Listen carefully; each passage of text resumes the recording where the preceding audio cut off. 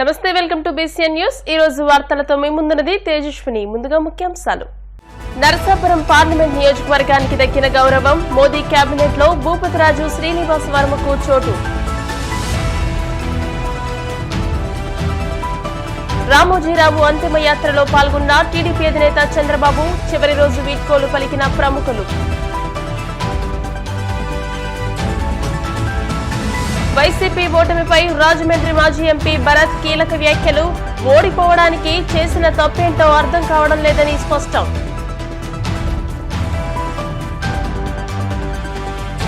కార్మిక కుటుంబాలను రోడ్డున పడేయడం సరికాదు, న్యాయం చేయాలంటూ సిపిఎఫ్ ఫ్యాక్టరీ ఎదుట ఉద్యోగుల నిరసన. ఏపీ నుంచి బీజేపీ ఎంపీలుగా పురంధరేశ్వరి, సీఎం రమేష్, భూపతిరాజు శ్రీనివాస వర్మ గెలుపొందిన సంగతి తెలిసిందే. అయితే మొదటిసారి నరసాపురం నుంచి పార్లమెంట్లోకి అడుగుపెట్టిన శ్రీనివాస వర్మకు ఏకంగా మంత్రి పదవి లభించనుంది. వర్మకు కేంద్ర కేబినెట్ లో చోటు దక్కడంతో విధేయతకు దక్కిన పదవిగా బీజేపీ శ్రేణులు అభివర్ణిస్తున్నారు. శ్రీనివాస వర్మ 36 ఏళ్లుగా బీజేపీలో కొనసాగుతున్నారు. 1988లో బీజేపీ కార్యకర్తగా రాజకీయ జీవితాన్ని ప్రారంభించి బీజేవైఎం జిల్లా అధ్యక్షునిగా పనిచేశారు. అలాగే బీజేపీ పశ్చిమ గోదావరి జిల్లా అధ్యక్షునిగా, భీమవరం మున్సిపాలిటీ వార్డు కౌన్సిలర్ గా, ఇన్ఛార్జ్ చైర్మన్ గా పనిచేశారు. శ్రీనివాస వర్మ మొదటి నుండి కూడా బీజేపీలో కొనసాగుతూ వచ్చారు. మరోవైపు ఆర్ఎస్ఎస్ ఆశీస్సులు కూడా ఆయనకు బలంగా ఉన్నాయి. ఇవన్నీ వర్మకు కలిసొచ్చాయనడంలో ఎలాంటి సందేహం లేదు. ఎంపీగా గెలిపిస్తే నరసాపురం పార్లమెంట్ నియోజకవర్గాన్ని అభివృద్ధి చేస్తారని హామీ ఇచ్చారు. ఇప్పుడు ఏకంగా కేంద్రంలో మంత్రి పదవే వరించబోతుంది. దీంతో ఇచ్చిన హామీని నిలబెట్టుకుంటారనడంలో ఎలాంటి సందేహం లేదని పార్టీ నాయకులు, కార్యకర్తలు సంబరాల్లో మునిగి తేలుతున్నారు.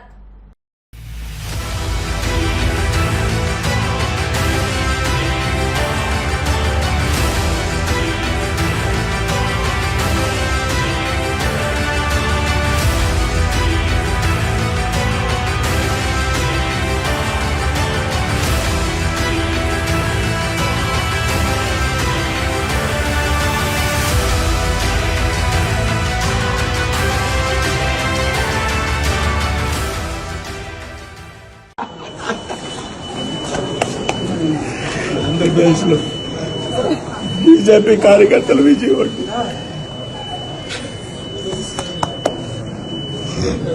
ఓటు దగ్గర పెట్టుకుంటాను సార్, దాన్ని గైడ్ చేయండి అంతా. వాళ్ళు ఏ పొరపాటు జరిగిన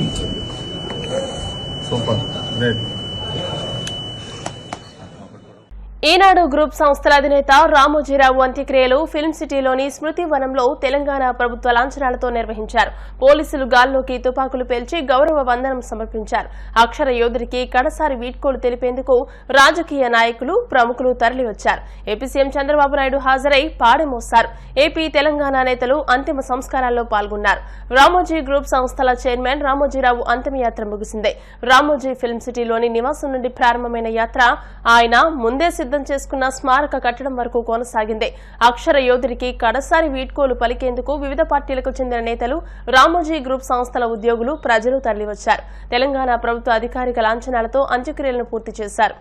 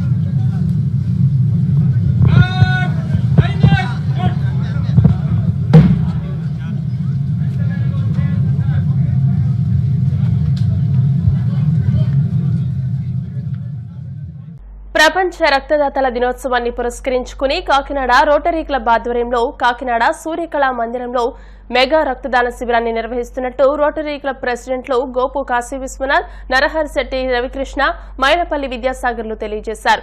కాకినాడ ఎస్ఎంఎస్ రోటరీ హాల్లో మెగా రక్తదాన శిబిరం పోస్టర్ను ఆవిష్కరించారు. ఈ సందర్భంగా రవికృష్ణ, కాశీ విశ్వనాథ్లు మాట్లాడుతూ ఈ నెల 14వ తేదీన జరిగే రక్తదాన శిబిరంలో పెద్ద సంఖ్యలో రక్తదాతలు పాల్గొని రక్తదానం చేసే ప్రాణాపాయ స్థితిలో ఉన్న వారికి ప్రాణదానం చేయాలని పిలుపునిచ్చారు. ఈ కార్యక్రమంలో క్లబ్ ప్రెసిడెంట్లు దొడ్డి వీరేంద్ర, అవినాష్, అజయ్, సెక్రటరీలు బాబీ, వెంకట్, చందు, నాయక్, కృష్ణ, శేఖర్ తదితరులు పాల్గొన్నారు. జూన్ 14వ తారీఖున ప్రపంచ రక్తదాన దినోత్సవం సందర్భంగా కాకినాడ రోటరీ క్లబ్ అన్ని కలిసి సంయుక్తంగా సూర్యకళా మందిరంలో మెగా రక్తదాన శిబిరం ఏర్పాటు చేయడం జరిగిందండి. కావున కాకినాడ పట్టణం పరిసర ప్రాంత వాసులందరినీ వచ్చి రక్తదానం చేయవలసిందిగా అందరి క్లబ్ తరఫున మేము కోరుతున్నామండి. రక్తదానం చేయడం వల్ల ఒక ప్రాణం నిలబెట్టడం అవుతుంది. ప్రస్తుతం రక్తదానం చాలా అవసరంగా ఉంది. చాలా బ్లడ్ బ్యాంకులు బ్లడ్ చాలా తక్కువగా ఉందండి. చాలామంది దాని అవసరం ఒక ప్రాణం నిలబెట్టడం కనుక అందరినీ వచ్చి 14వ తారీఖున సూర్యకళా మందిరంలో రక్తదానం చేయవలసిందిగా కాకినాడలో ఉన్న రోటరీ క్లబ్స్ అన్నీ కలిపి సూర్యకళా మందిరంలో జూన్ 14న ఒక మెగా రక్తదాన శిబిరాన్ని ఏర్పాటు చేయడం జరిగింది. ఎందుకంటే కాకినాడలో రక్తం కొరత అనేది చాలా ఉంది. మా రోటరీ బ్లడ్ బ్యాంక్కి నిత్యం చాలా మంది వస్తూ ఉంటారు. కానీ అందరికీ అవసరమైనంత బ్లడ్ని మేము ఇవ్వలేకపోతున్నాం. స్కేర్సిటీ అనేది చాలా ఉన్నది. అదేవిధంగా జూన్ 14న ప్రపంచ రక్తదాతల దినోత్సవం సందర్భంగా ఈ సూర్యకళా మందిరంలో జూన్ 14 శుక్రవారం నాడు ఒక మెగా రక్తదాన శిబిరాన్ని ఏర్పాటు చేయడం జరిగింది. బ్లడ్ అనేది ఇవ్వడం ద్వారా మనం వేరే కొంతమంది ప్రాణాలను నిలబెట్టడం అవుతుంది. ఆ రోజు జూన్ 14 శుక్రవారం నాడు అందరూ రావాల్సిందిగా, రక్తం ఇవ్వాల్సిందిగా అందరినీ రిక్వెస్ట్ చేస్తున్నాం. అదేవిధంగా వచ్చిన వాళ్ళందరికీ కూడా రోటరీ బ్లడ్ బ్యాంక్ తరఫు నుంచి ఇన్సూరెన్స్ మరియు సర్టిఫికేట్ అనేది కూడా ఇవ్వడం జరుగుతుంది. ఈ రోజే మేము ఈ పోస్టర్ అనేది లాంచ్ చేయడం జరిగిందండి. దయచేసి కాకినాడ ప్రజలందరికీ విజ్ఞప్తి చేసేది ఏంటంటే, మీరు ఇవ్వండి, లేదంటే ఇచ్చేవాళ్ళు ఎవరికన్నా సరే ఈ విషయాన్ని తెలియజేయండి. రక్తదాతలు అవ్వండి, ప్రాణదాతలుగా మారండి. Thank you. రోటరీ క్లబ్ అనగానే ఖచ్చితంగా ప్రజలందరికీ గుర్తొచ్చేది blood bank. Blood bank, rotary రెండు సినానిమస్. కాబట్టి అటువంటి పరిస్థితులు ఉన్నా కూడా మేము బ్లడ్ కోసం మా దగ్గరికి వచ్చినప్పుడు రక్తం ఇవ్వలేని పరిస్థితులు ఉంటే మాకే బాధగా ఉంది.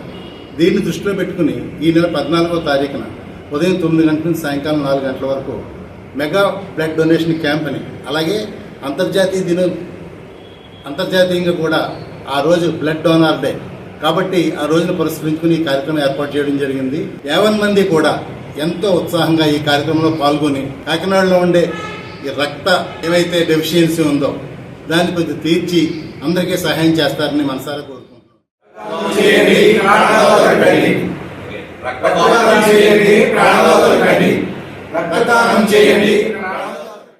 ఏలూరు జిల్లా గణపవరం సమీపంలోని సరిపల్లెలో ఉన్న సిపిఎఫ్ ఫ్యాక్టరీ ఎదుట ఉద్యోగులు నిరసన తెలిపారు. ఫ్యాక్టరీ నష్టాల్లో ఉందని యాజమాన్యం సాకును చూపించి ఫ్యాక్టరీని మూసివేయడంతో కార్మికుల కుటుంబాలు రోడ్డున పడ్డాయని, న్యాయం చేయాలని డిమాండ్ చేశారు. ఆక్వాఫీడ్ ఫ్యాక్టరీని థాయిలాండ్ దేశానికి చెందిన కంపెనీ లాభాల బాటలో నడిపారు. ఉన్నట్టుండి ఫ్యాక్టరీ నష్టాల బాటలో నడుస్తుందని మూసివేయడంతో 2 రోజులుగా నిరసన తెలియజేస్తున్నారు. ఇప్పటికైనా యాజమాన్యం మొండి వైఖరి మానుకుని ఉద్యోగులకు, కార్మికులకు ఉద్యోగ భద్రత కల్పించి వారికి తగిన న్యాయం జరిగేలా చూడాలని అధికారులను కోరారు.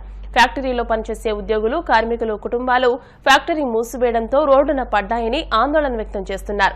ఇప్పటికైనా అధికారులు ఫ్యాక్టరీ యజమానులపై చర్యలు తీసుకోవాలని కోరుతున్నారు.